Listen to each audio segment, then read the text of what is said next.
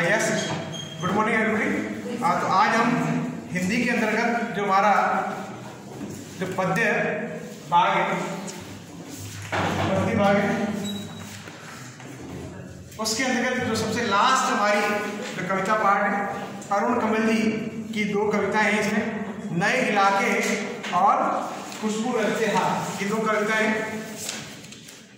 इस वर्ष हमारा सिलेबस के अंतर्गत इन दोनों में से एक को हटा दिया गया है। ये जो पहली कविता है उसको हटा दिया, इसको अंडरस्टैंड करना। दूसरी जो कविता है अरुण कमल जी की खुशबू रचते हाथ, ये कविता पाठ हमारी पाठ्य पुस्तक के अंतर्गत है और हमारे कोर्स में भी है, सिलेबस में भी है, और इसमें से हमारी प्रश्नोत्तरी वगैरह पूछी जाएगी। अंडरस्टैंड? तो आइए आज हम अरुण कमल जी की जो कविता है उनको पढ़ने का प्रयास करते हैं। सबसे पहले हम अरुण कमल जी का जीवन परिचय पढ़ेंगे, उसके बाद हम उनके द्वारा लिखित काव्य पाठ पढ़ने का प्रयास करेंगे। अरुण कमल जी का जन्म 1954 यानी 1954 में हुआ। आइए अब हम जानते हैं कि उनके द्वारा किए गए कार्यों को, कि उन्होंने किस प्रकार से हिंदी साहित्य की रचना के अंतर्गत, गद्य और पद्य रचना के अंतर्गत काम किया। अरुण कमल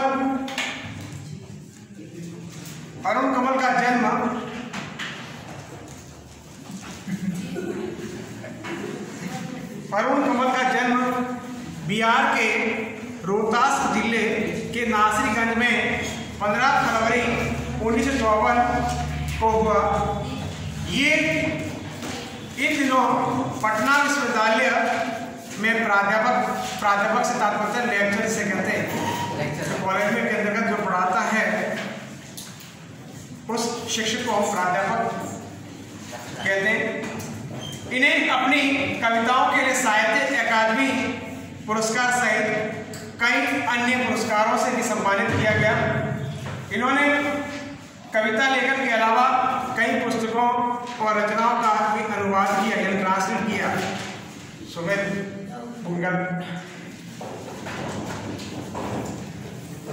अरुण कमल की प्रमुख कृतियां यानी प्रमुख पुस्तकें अपनी केवल धार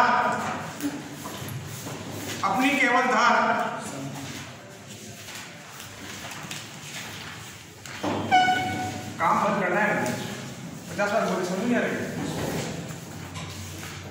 जब आपको कहा जाता है कि पूरा ध्यान देना, मैं एक पूरा ध्यान दूंगा, मैं को सिर्फ इसको क्लास को सिर्फ पढ़ा रहा हूँ। अरुण कमल जी की प्रमुख कृतियां यानी प्रमुख पुस्तकें अपनी केवल धार, सबूत, नए इलाके में, पुतली में संसार, चारों के चारों हैं वो कविता संग्रह तथा कविता और समय एक आलोचनात्मक करती है, यानी कि कविताओं के अंतर्गत जो भी बातें की गई है वो आलोचनाओं के तौर पर कही गई है। इनके अलावा अरुण कमल ने मायोवस्की की आत्मकथा जंगल बुक का हिंदी में और हिंदी के युवा कवियों की कविताओं का अंग्रेजी में अनुवाद किया है, यानी दोनों भाषाओं में उसने ट्रांसलेट किया है, हिंदी से अंग्रेजी, अंग्रेजी से हिंदी में, जो वॉइसेस नाम से भी प्रकाशित हुआ। तो देखिए ये इनके द्वारा लिखित सारी कृतियां थी और रचनाएं थी। अरुण कमल की कविताओं में नए निम्न बोलचाल की भाषा, खड़ी बोली के अनेक लय चंदों का समावेश है। इनकी कविताएं जितनी आप बीती है उतनी ही जग बीती भी। इनकी कविताओं में जीवन के विविध क्षेत्रों का चित्रण है। इन विविधता यानी अनेकता से कहा गया के कारण इनकी भाषा में भी विविधता के दर्शन होते हैं। ये बड़ी कुशलता और सहजता से जीवन के प्रसंगों में कविता में रूपांतरित कर देते हैं। इनकी कविता में वर्तमान शोषणमूलक व्यवस्था के खिलाफ आक्रोश, नफरत और उसे उलटकर एक नई मानवीय व्यवस्था का निर्माण करने की आकुलता या जिज्ञासा जिसे कहते हैं या उत्सुकता जिसे कहा गया है, सर्वत्र दिखाई पड़ती है या देती है। तो देखिए ये उनके द्वारा लिखी जाने वाली कविताओं के बारे में बताने का प्रयास किया है कि किस प्रकार से उनकी कविताएं की रचनाएं समाज के लिए एक संदेश के रूप में बतलाती है। आइए अब नीचे जो भी हमारा गद्यांश दिया गया उसमें से पढ़ने का प्रयास करते हैं। लेखक कहते हैं या कवि कहते हैं कि प्रस्तुत पाठ की पहली कविता नए इलाके में एक ऐसी दुनिया में प्रवेश का आमंत्रण है जो एक ही दिन में पुरानी पड़ जाती है। यह इस बात का बोध कराती है कि जीवन में कुछ भी स्थायी नहीं होता। इस पल पल बनती बिगड़ती दुनिया में स्मृतियों यानी यादों के भरोसे नहीं जिया जा सकता। इस पाठ की दूसरी कविता यानी इस कविता पाठ के अंदर 2 कविता पाठ है। पहला नए इलाके में और दूसरा है खुशबू रचते हाथ। तो देखिए पहली कविता के अंतर्गत कवि हमें बताना चाहते हैं कि जो भी विषय वस्तु है इस धरती पे वे कोई स्थायी नहीं है, सारी अस्थायी के रूप में माना है और वे समय समय पर परिवर्तन लाते रहते हैं। इसलिए वे कहते हैं कि जो हमारी स्मृतियां हैं, हमारी यादें, वे भी स्थायी नहीं और उनके भरोसे भी नहीं रह सकते, क्योंकि हम जिस स्थान पर वापस पुनः लौटने का प्रयास करते हैं तो हम बहुत कुछ परिवर्तन पा लेते हैं, जिसके कारण हमारी जो शेष रही पुरानी यादें वे बिल्कुल वहां से मिट जाती हैं। दूसरी जो कविता है जिसका शीर्षक है खुशबू रचते हाथ, इस कविता के अंतर्गत सामाजिक विषमताओं या समाज के अंतर्गत जो फैली है बुराइयां और जो भेदभाव है उसको बेदगाव करती है। ये किसकी और कैसी कारस्तानी है मन कार्य है कि जो वर्ग समाज के सौंदर्य की सृष्टि कर रहा है, यानी ऐसा एक वर्ग है जो दूसरे समाज के लिए सौंदर्य सुंदरता का काम करता है, लेकिन उसे खुशहाल बना रहा है। वही वर्ग अभाव में यानी दूसरों के लिए जो भलाई का काम करने वाला एक समाज का वर्ग है वह खुद अभाव में या कमियों के अंतर्गत जी रहा है और उनकी गंदगी में जीवन बसर कर रहा है कि वे कहते हैं गंदगी के अंतर्गत जीवन यापन करते हैं। लोगों के जीवन में सुगंध बिखेरने वाले हाथ कितने भयानक स्थितियों में अपना जीवन बिताने पर मजबूर हैं। क्या विडंबना है कि खुशबू रचने वाले हाथ दूर दराज के सबसे गंदे और बदबूदार इलाकों में भी जीवन बिता रहे हैं। स्वस्थ समाज के निर्माण में योगदान करने वाले ये लोग इतने उपेक्षित हैं, आखिर कब तक? तो कवि ने अंतिम समय में अपने आप में एक प्रश्न चिन्ह के साथ बताने का प्रयास किया कि जो लोग दूसरों की जो भलाई का कार्य करते हैं या दूसरों के लिए खुशबू रचने का काम करते हैं, लेकिन वे लोग अभाव के अंदर जिंदगी जी रहे हैं, तो वे जिंदगी कब तक जी पाएंगे? ये हमारे लिए सोचने और विचार करने योग्य प्रश्न है। तो आइए अब इस इम्तियाज के आगे हम बढ़ते हैं। हमारे अंतर्गत पाठ्य पुस्तक के अंतर्गत 2 कविताएं। हम सबसे पहले इसकी पाठ जो हमारे इस बार सिलेबस में खुशबू रचते हाथ, इस कविता पाठ को पढ़ने का प्रयास करते हैं और इसे समझने का प्रयास करते हैं। अरुण कमल जी को देते जो हमारी खुशबू रचते हाथ, इसको हम जानने का प्रयास करते हैं इस कविता पाठ को। कवि इस काव्य पाठ के माध्यम से समाज के ऐसे वर्ग की ओर इशारा कर रहा है जो स्वयं अभाव की जिंदगी यानी कमियों से जूझ रहा है और दूसरों के लिए भलाई का कार्य कर रहा है, यानी दूसरों के लिए खुशबू रचने का कार्य कर रहा है। तो देखिए ऐसी स्थिति बताने का प्रयास कर रहा है। वह कहता है, कवि कहते हैं कि समाज के ऐसे कई लोग हैं जो अभाव की जिंदगी के बीच जी रहे हैं। वे लोग कहाँ रहते हैं वो सारा इस कविता पाठ में बताने का प्रयास किया है और वे किस प्रकार से लोगों के लिए खुशबू रचना का काम करते हैं, वे भी इस कविता पाठ के माध्यम से बताने का प्रयास किया। आइए हम समझने का प्रयास करें। कई गलियों के बीच, कई नालों के पार, कूड़े करकट के ढेरों के बाद बदबू से पड़ते जाते इस टोले के अंदर खुशबू रचते हाथ, खुशबू रचते हाथ। ऊपरी नसों वाले हाथ, घिसे नाखूनों वाले हाथ, पीपल के पत्ते से हाथ, जुई की डाल से खुशबूदार हाथ।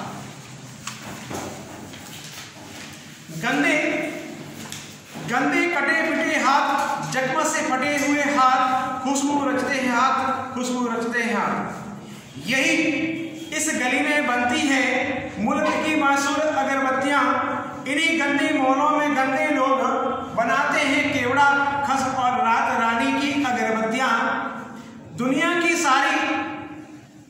सारी गंदगी के बीच दुनिया की सारी खुशबू रचते रहते हैं हाथ, खुशबू रचते हैं हाथ, खुशबू रचते हैं हाथ। तो आइए इस कविता पाठ के माध्यम से अभाव में जी रहे लोगों की ओर इशारा करते हुए अरुण कमल जी ने बहुत ही बढ़िया तरीके से हमें समझाने का प्रयास किया है। कवि कहते हैं कि हमने देखा है कई गलियों के बीच और कई नालों के पार कूड़े करकट के ढेरों के बाद बदबू से फटते जाते इस टोले के अंदर खुशबू रचते हाथ, खुशबू रचते हाथ। कवि कहते हैं कि हमने कई गलियों के बीच में या गलियों के बाद नुक्कड़ पर हमने देखा है और हमने नालों के आसपास में ऐसे अभाव रहने वाले गरीब लोगों को भी देखा है जो उनके आसपास में कूड़े और करकट के ढेरों पड़े हैं और उनके साथ साथ उनका शरीर है और उनके शरीर के जो जितने भी अंग हैं वे बहुत ही बदबू देते हैं या उनके हाथ भी बदबू करते हैं या उनका पास का इलाका है वो सारा बदबूदार चंद्र बन जाता है। लेकिन वे कहते हैं कि जब भी उन टोले के अंदर हम जाएं तो वहां देखा होगा कि वहां आसपास हम खड़े ही नहीं रह सकते। लेकिन वे लोग अभावपूर्ण होने के कारण, उनके पास कन्या होने के कारण वे ऐसे स्थानों पर रह जाते हैं। लेकिन वे कहते हैं कि वे लोग वहां रहकर भी खुशबू रचने का काम करते हैं या दूसरे लोगों के सौंदर्य बनाने का कार्य करते हैं। वे स्वयं अपने जीवन के अभाव को झेलते हुए दूसरे लोगों के लिए अच्छाई का कार्य करने का प्रयास करते हैं। फिर आगे कहते हैं कि देखिए उनके शरीर और शारीरिक अंग किस प्रकार से बेकार हो जाते हैं या खराब हो जाते हैं। उनके शरीर के हाथ, पैर, नाक, कान जो भी हैं वे बिल्कुल बुरी तरह से खराब लग जाते हैं। इसीलिए आगे कहते हैं कि उभरी नसों वाले हाथ, घिसे नाखूनों वाले, पीपल के पत्ते से लेने हाथ, जुई की डाल से खुशबूदार हाथ। वे कहते हैं कि जब वहां रहते हैं और कार्य करने के कारण उनके हाथों की नसें बिल्कुल उभर हो जाती हैं, बाहर निकल जाती हैं और उनके हाथ भी बिल्कुल फट जाते हैं और कार्य करने के कारण आपने देखा होगा उनके नाखून भी कट जाते हैं। हमने सामान्यतः देखा है, आपने किसी ने अगरबत्ती बनाने वाले मोहल्ले का भ्रमण किया होगा, देखा होगा तो किस प्रकार से अगरबत्ती वाले लोग कैसे बनाते हैं। बहुत सारे लोग हमारे घरों के अंदर भी बनाते हैं, गृह उद्योग के रूप में कार्य करते हैं। यदि आपको हमारे जो अगरबत्ती के क्षेत्र हैं जहाँ पर लोग अपने हाथों से बनाते हैं उनको जाते हुए देखने का मौका मिले तो आप देखना कभी कि किस प्रकार से किस जगह बनाते हैं। चावड़ी में बहुत सारे बनते हैं, हाँ फैक्ट्रियों में भी बनते हैं, लोग हाथों से बनाते हैं, हैंडमेड बनाते हैं। तो देखिए जब हाथों से बनाते हैं तो जिस प्रकार से जो मसाला होता है उसमें प्रत्येक अगरबत्ती एक बांस का अंदर डाल देते हैं, डंडा डालते हैं और कुछ प्रकार से उसको मिला कर किया जाता है। तो हाँ गोले करने के लिए, तो गोले करते समय उनके जो हाथ है बिल्कुल घिस जाते हैं और घिसने के जो चमड़ी है, क्योंकि जब अगरबत्ती बनाते हैं उसमें कुछ तो कुछ केमिकल मिलाया जाता है, आप जानते हैं स्प्रे वगैरह जो भी मिलाते हैं सैनिटाइजर वगैरह सुखा के, तो जो भी सुगंधित बनाने के लिए तो कई बार हर एक व्यक्ति विशेष को जरूरी नहीं कि वो सूटेबल हो, लेकिन उनको पैसे कमाना, उनको धंधा करना, रोजगार करना है, इसलिए रोजगार के कारण वे ऐसा कार्य कर लेते हैं। लेकिन अपने शरीर की इतनी चिंता नहीं करते, इसलिए कहते हैं कि वे ऐसे लोग कार्य करने पर उनके हाथ की नसें वे बिल्कुल उभर जाती है, उनके नाखून बिल्कुल गिर जाते हैं। फिर देखिए अफसोस जाहिर करते हैं कि उनके हाथ पीपल के पत्ते से नहीं ना। देखिए जब उनका भी जन्म हुआ वो भी कोमल दुनिया में आए हमारी तरफ, लेकिन उनके जो हाथ थे बिल्कुल पीपल के पत्ते की जैसे। उन्होंने उदाहरण दिया कवि ने, जिस प्रकार से पीपल की नहीं कपोले आती है उनमें उसका जो पहला पत्ता आता है बड़ा बड़ा हो जाता है, वो बिल्कुल कोमल लगाया जाता है, कोमल दिखाई देता है, उसकी तरह उसके हाथ दिखाई देते हैं। लेकिन उनके कार्य करने के कारण इस प्रकार की स्थिति बन गई। वे कहते हैं कि जुई की डाल से खुशबूदार हाथ, यानी कि जुई की डाली जैसा जानते हैं, रात रानी, जुई की रानी, ये सारे के सारे जो पौधे बेले उनसे जो फूल आते हैं वो बड़े ही सुगंधित होते हैं। तो देखो उनसे उपमानित किया गया है। कवि ने हाथों की सुंदरता का बखान करते हुए या उनकी स्थिति को बताने का प्रयास किए कि उनके हाथ बड़े कोमल पीपल के पत्ते की तरह थे, उनके हाथ बहुत बढ़िया से जुई की डाली की जैसे निकलने वाली जो खुशबू है उसकी तरह थे। फिर आगे कहते हैं कि गंदे कटे बिटे हाथ, जगमग से फटे हुए हाथ खुशबू है उसका। लेकिन देखिए वापस कहते हैं कि उनके गंदे हैं, मटमैले हुए हाथ है, बिल्कुल काले हुए कलेटे हुए हाथ, बिल्कुल कट गए, अनेक प्रकार के घाव पड़ गए, लेकिन वे अपने कार्य क्या करते हैं, खुशबू रचने का कार्य करते हैं, यानी वे बहुत बढ़िया सौंदर्य का काम करते हैं। अन्य लोगों को सौंदर्य से संबंधित वस्तु बनाने का कार्य करते हैं, जिसमें एग्जाम्पल हम आगे देखेंगे, अगरबत्ती का उदाहरण है। लेकिन वे दूसरों के काम करने का कार्य करते हैं, चाहे अपना शरीर किसी भी अभाव की दुनिया में जी रहा हो। फिर वही कहते हैं कि यही इस गली में बनती है मुल्क की मशहूर अगरबत्तियां, इन्हीं गंदे मॉलों में गंदे लोग बनाते हैं केवड़ा, गुलाब, खस और रात रानी अगरबत्तियां। कवि कहते हैं कि जिन इलाके को आप अभाव की दुनिया कहते हैं, जहाँ कमियां हैं, जहां पर लोग जाना पसंद नहीं करते, लोग उनको पसंद नहीं करते हैं, लेकिन वे लोग उन्हीं गलियों के अंतर्गत दुनिया को सुगंध देने का कार्य करते हैं। और वे कहते हैं कि इन्हीं गंदे लोगों, इन्हीं गंदे मॉलों के अंतर्गत वे केवड़ा, गुलाब और खस और रात रानी जैसी सुगंधित अगरबत्तियां बनाते हैं, जो दुनिया के अंतर्गत बहुत, मुल्क के अंदर बहुत प्रसिद्ध है। फिर कहते हैं दुनिया की सारी गंदगी के बीच दुनिया की सारी खुशबू रचती है। वे कहते हैं कि जो दुनिया की जो गंदगी है, वे वहां पर रहते हैं जरूर है, लेकिन सारी दुनिया के लिए खुशबू रचने का काम करते हैं। क्योंकि आपने देखा होगा इस प्रकार से लोग रहते हैं, वे लोग आम समाज से दूर रहते हैं। इसीलिए यहाँ पर बताने का प्रयास है कि भले ही वे गंदे और नालों के पास रहते हो, गलियों के पास रहते हो, कूड़े करकट के पास रहते हो, लेकिन कहते हैं कि वे दुनिया के लिए, संसार के लिए, मुल्क के लिए वे खुशबू रचने का काम करते हैं। फिर कहते हैं खुशबू रचते हाथ, खुशबू रचते कि ये वही हाथ है जो दुनिया के लिए खुशबू रचने का काम करते हैं। तो देखिए इस कविता पाठ के अंतर्गत अरुण कमल जी ने ऐसी एक दुनिया की ओर इशारा करने का प्रयास किया है, जो समाज का एक वर्ग है, जो अभाव की दुनिया में जीता है, कमी की दुनिया, यानी उन्हें हमारी तरह अनेक प्रकार की भौतिक सुविधाएं उपलब्ध नहीं हो पा रही है, लेकिन वे कहते हैं कि ऐसी कमियां होने के उपरांत भी वे समाज के लिए बहुत कुछ कर रहे हैं।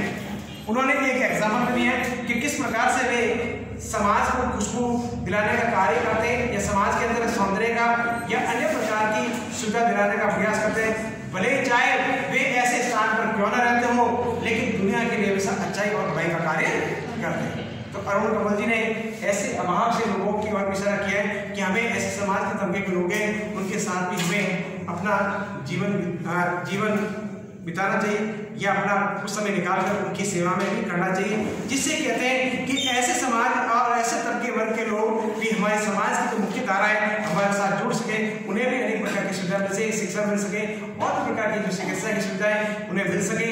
जब उनके साथ हम जुड़ेंगे तब जाके वे हमारी दुनिया के साथ आएंगे। यदि हम उनके साथ इस प्रकार का भेदभाव करेंगे तो वे हमारे साथ जुड़ नहीं पाएंगे, तो वे इस दुनिया के अभाव की जिंदगी के रूप में जीने, अपने आप को मुश्किल के रूप में जीने का प्रयास करेंगे। और किसी को कोई डाउट हो इसमें? केवड़ा फूल है, कौन सा मेरे पास है, कैसा दिखता है? केवड़ा फूल हमारे पास अभी तक है नहीं बाजार में, लेकिन आप जब नेट पर सर्च करोगे केवड़ा रात वाली का, जो भी आप नाम लिख के भेज दो, आपको सारा का सारा फ्लावर बता देगा।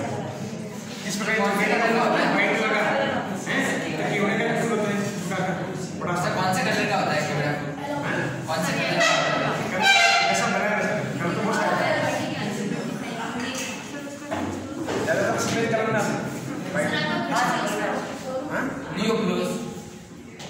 कोई बात नहीं, लोग भी चर्चा देखेंगे।